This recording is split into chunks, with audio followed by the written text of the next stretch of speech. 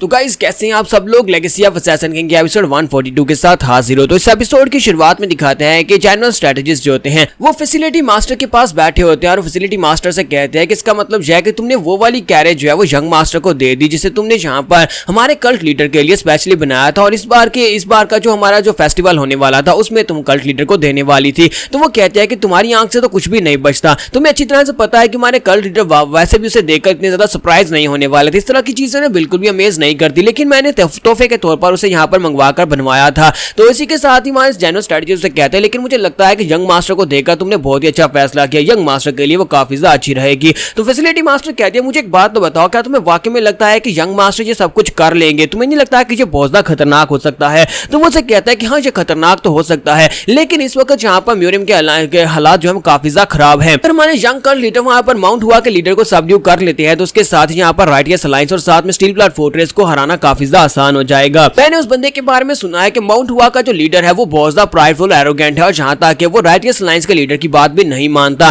तो facility master से कहते हैं कि तुम्हें नहीं लगता कि माउंट हुआ के पुराने लीडर ने बहुत बड़ी गलती की है इस तरह के इंसान को अपने पीछे लीडर बनाकर जो किसी की सुनता ही नहीं है? तो ये बात सुनने के बाद जनरल स्ट्रेटजी से कहते हैं ये बात तो ठीक है कि वो किसी की सुनता नहीं है, लेकिन इसी बेस के ऊपर उसने माउंट हुआ को इतना ज्यादा बेहतर बनाया है। ये कहा जाता है कि जहां पर म्यूरियम अलायंस में अपने ही साथियों को मारना वर्जित है, यानी कि एक बहुत बड़ा क्राइम समझा जाता है, लेकिन माउंट हुआ का जो करंट लीडर है उसने पुराने लीडर को मार डाला था और इसी वजह से यहाँ पर उसके ऊपर कोई इल्जाम भी नहीं आया था। इसका मतलब यह है कि उसके पास दिमाग तो है, कम से कम अपने दिमाग को यूज कर सकता है या फिर अपनी शातिर चालों को यूज करके अपने आप को उसने इस लेवल तक पहुंचा लिया कि वो यहाँ पर माउंट हुआ का नया सेक्टर लीडर बन चुका है, लेकिन उसको यहाँ पर बेवकूफ बनाना ज्यादा आसान है। इसके बारे में ये कहा जाता है कि वो आसपास के लोगों को बहुत ही अच्छे से मैनिपुलेट कर सकता है, यानी कि वो लोगों को कंट्रोल करना बहुत ही अच्छे से जानता है। इसी वजह से वो यहाँ पर सबसे बेहतर चॉइस है। अगर वो रिबेलियन कर रहा है तो राइटियस इवल अलायंस और स्टील ब्लड फोर्ट्रेस दोनों को एक बहुत बड़ा धचका पहुंच सकता है अगर कल्ट लीडर यानी यंग मास्टर वहां पर उसको किसी तरह से अपने इस्तेमाल में ले आते हैं।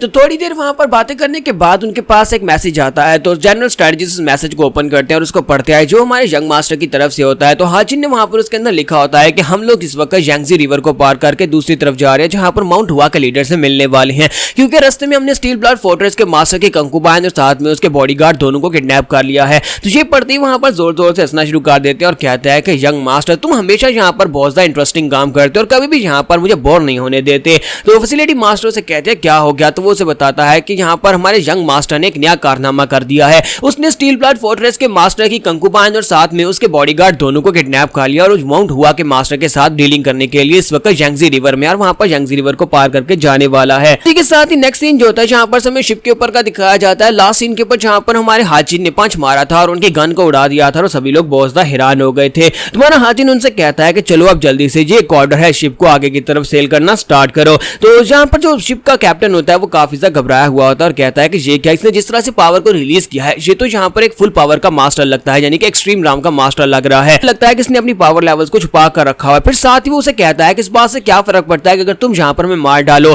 क्योंकि अगर हम यहाँ पर उनका साथ नहीं देंगे तो स्टील ब्लड फोर्ट्रेस के लोग वैसे भी हमें मार डालेंगे। इसी वजह से हमारे सामने जहाँ पर दोनों तरफ मौत ही है और वैसे भी यांगजी रिवर को तुम हमारे बिना तो बिल्कुल पार नहीं कर पाओगे। अगर तुम यहाँ पर हमें मार डालते हो और शिप को लेकर अकेले यहाँ से जाने के बारे में सोचते हो तो तुम कभी भी यहाँ पर यांगजी रिवर को पार नहीं कर पाओगे। हमें यहाँ पर इसके कोने कोने से वाकिफ है, हम पता है कि कहाँ पर पानी का बहाव तेज होता है, कहाँ पर स्लो होता है, तो हम लोग तुम्हें यहाँ पर से निकाल सकते हैं। तुम्हारा हाजिन उसे कहता है कि तुम्हें वाकई में लगता है कि तुम लोग यहाँ पर मेरे साथ कोऑपरेट नहीं करोगे, तुम्हें मारने के अलावा भी कोऑपरेशन का एक और तरीका है। तो वो कहता है कि अब तुम यहाँ पर क्या करने वाले हो, और इसी के साथ ही वहाँ पर बिजलियां गिरना शुरू हो जाती है क्योंकि हमारा हाजिन वहाँ पर अपनी ओरा को रिलीज करता है। तो हाजिन कहता है कि अब जल्दी से यहाँ पर चूज करो कि तुम क्या फैसला करोगे, और इसी के साथ ही कैप्टन अपने लोगों से कहता है कि अटैक करो, लेकिन कोई भी अटैक करने के लिए आगे नहीं बढ़ता क्योंकि हाजिन का ऑरा इतना डेंस होता है कि वो सभी लोग जो होते हैं उनको चक्कर आ रहे होते हैं और वहीं पर गिरना शुरू हो जाते हैं। उनमें से कोई भी वहां पर आगे नहीं बढ़ पाता। तो वो कहते हैं कि ऐसा कैसे हो सकता है कि इनमें से कोई भी आगे क्यों नहीं बढ़ पा रहा? आखिर इस लड़के के पास जो पावर निकली है, ये रेड कलर की मिस्ट इतनी पावरफुल कैसे हो सकती है? फिर साथ ही हमारा हाजिन जो होता है वो अपना हाथ आगे करता है और इसी के साथ ही कैप्टन को अपनी तरफ खींचकर उसको गले से पकड़ लेता है और कहता है कि मैं यहाँ पर तुम्हारी चॉइस की रिस्पेक्ट करता हूँ,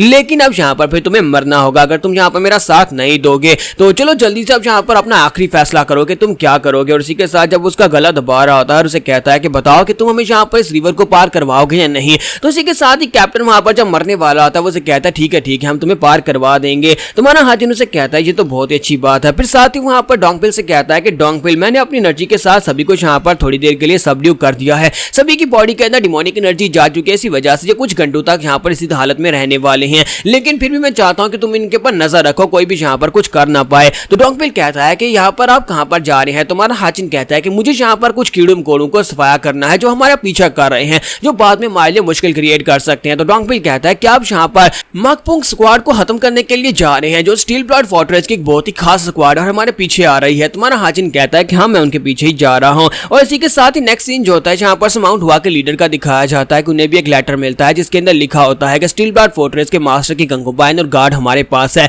हमें तुम्हारे साथ डील करनी है, इसलिए हमसे मिलने के लिए रिवर के पार आ जाओ। तो ये बात सुनने के बाद उनका मंत्री उनके पास ही खड़ा होता है। वो उसे कहता है कि आपको नहीं लगता कि ये कुछ चाल हो सकती है? तो वो उसे कहते हैं ये चाल कैसे हो सकती है, क्योंकि ये इन्फॉर्मेशन काफी ज्यादा रिलायबल लगती है। इसके ऊपर हाउस सेक्टर के लोगों की स्टैंप लगी हुई है, इसका मतलब यह है कि ये काफी ज्यादा रिलायबल है। एग्री सेक्टर के अलावा यहाँ पर हाउस सेक्टर के लोगों की इन्फॉर्मेशन बहुत ज्यादा प्रोमिनेंट होती है। तो इसी के साथ उसका साथी उसे कहता है लेकिन फिर भी ये एक ट्रैप हो सकता है। तो माउंट हुआ के सेक्टर लीडर उसे कहते हैं हाँ, ये ट्रैप तो हो सकता है, लेकिन अगर ये बात वाकई में सच हुई, अगर स्टील ब्लड फोर्ट्रेस के मास्टर की वो कंकुबाइन जिसे वो बहुत ज्यादा पसंद करते हैं, अगर वो वहां पर हुई, तो फिर हम लोग यहाँ पर स्टील ब्लड फोर्ट्रेस को नीचे झुका सकते हैं। और वैसे भी यहाँ पर हमें डरने की क्या जरूरत है, हमने यहाँ पर सारे का सारा ग्राउंड वर्क पूरा कर लिया हुआ है। अपने लोगों को वहां पर पहले भिजवा दो, हम लोग यहाँ पर एम्बुश करेंगे। अगर वो बंदा हमारे साथ कुछ उल्टा सीधा करने की कोशिश करेगा तो हम लोग यहाँ पर उसे मार डालेंगे और उसके पास से दोनों बंदियों को खुद ले लेंगे। तो वो लोग यहाँ पर अपनी चाल के ऊपर होते हैं कि वहां पर जाकर हमारे हाजिन को मार डालेंगे और साथ ही उनके पास से वो दोनों बंदी ले लेंगे। लेकिन इस बेचारे को क्या पता कि वो इसी किडनैप करने के बारे में सोच रहा है।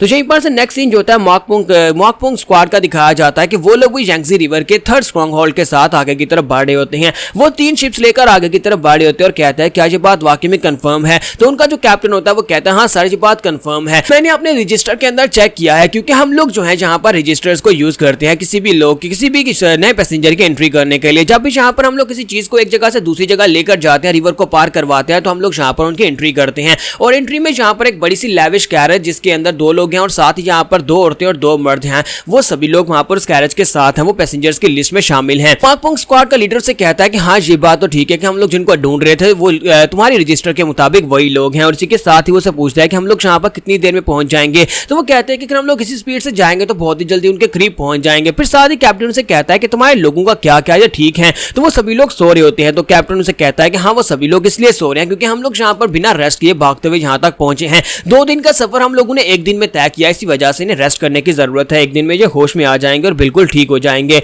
फिर साथ ही उन्हें सामने से रेड लाइट दिखाई देती है। तो जो मॉकपुंग स्क्वाड का लीडर होता है वो सामने से आती हुई लाइट को देखता है और कहता है कि ये रेड लाइट क्या है। और इस बात से वो काफी हैरान होता है क्योंकि वो लाइट बड़ी तेजी के साथ उसकी तरफ आगे बढ़ी होती है और इसी के साथ उनकी शिप के साथ हिट होती है। पूरी शिप जो होती है वो 2 हिस्सों में कट जाती है। लीडर कहता है कि ऐसा कैसे हो सकता है, क्या है ये अटैक कहां से आया होगा, इतना पावरफुल अटैक किसने किया होगा? और साथ ही वहां पर रिवर जो होता है, उनके नीचे का जो रिवर का हिस्सा होता है वो सारे के सारा फ्रीज हो जाता है। तो इस बात से और भी हैरान हो जाते हैं और कहते हैं कि यहाँ पर यांगजी रिवर फ्रीज कैसे हो गया? तुम्हारा हाजिन आता और कहता है कि फाइनली मैंने तुम्हें यहाँ पर ढूंढ ही लिया। तो लीडर उसे कहता है कि अब तुम कौन हो? तुम्हारा हाजिन कहता है कि तुम यहाँ पर वैसे भी मरने वाले हो, तो मेरे बारे में जानकर क्या ही करोगे? अगर तुम यहाँ पर ये जानना चाहते हो कि मैं कौन हूं, तो तुम यहाँ पर सिर्फ इतना समझ लो कि मैं तुम्हारे लिए ग्रिम रीपर हूं, जो तुम सभी लोगों को यहाँ पर मारने के लिए आया हूं। और इसी के साथ हमारा हाजिन ऊपर जंप करता है और अपनी तलवार उठा लेता है। तो यहाँ पर हमारी एपिसोड 142 का एंड हो जाएगा। तो एपिसोड की एक्सप्लेनेशन अच्छी लगी हो तो कमेंट करके जरूर बताइएगा और वीडियो को लाइक करना मत भूलिएगा। Thank you.